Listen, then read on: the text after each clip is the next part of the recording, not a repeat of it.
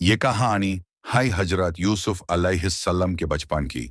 ایک دن جب حضرت یوسف علیہ السلام نے ایک رات خواب دیکھا۔ ابا، میں نے خواب میں دیکھا سورج، چاند اور 11 ستارے مجھے سجدہ کر رہے ہیں۔ یعقوب علیہ السلام سمجھ گئے یہ بچہ کچھ خاص ہے، مگر ساتھ ہی ڈر بھی گیا۔ یہ خواب اپنے بھائیوں کو مت بتانا بیٹے، وہ تجھ سے جلیں گے۔ مگر وہی ہوا جس سے ڈرتے تھے۔ بھائی ابا کے پیار سے جلتے دھ بھائیوں نے ایک دن جنگل لے جا کر اسے کنویں میں پھینک دیا اور جھوٹ بول دیا، ابا، یوسف کو بھیڑیا کھا گیا۔ مگر اس اندھیرے کنویں میں بھی یوسف علیہ السلام نہ روئے، بس اللہ کو یاد کرتے رہے۔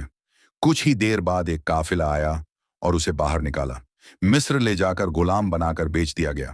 وقت گزرا، وہ پہنچا مصر کے ایک وزیر عزیز کے گھر۔ وہیں اس کی پرورش ہوئی، بڑا ہوا اور اس کا حسن مصر کی عورتوں تک مشہور ہو گیا۔ عزیز کی بیوی زلیخا اس پر دل ہار بیٹھی۔ وہ چاہتی تھی یوسف اس کی طرف جھکے، مگر یوسف نے انکار کر دیا، تو اس نے بدنامی کا الزام لگا دیا اور نتیجہ جھوٹا الزام لگا کر قید کرا دیا گیا۔ لیکن جیل کے اندھیرے میں بھی یوسف ایس کی روح روشن رہی۔ وہاں بھی لوگوں کو اللہ کا پیغام دیا، سپنے کی تعبیریں بتائیں اور صبر سے کام لیا۔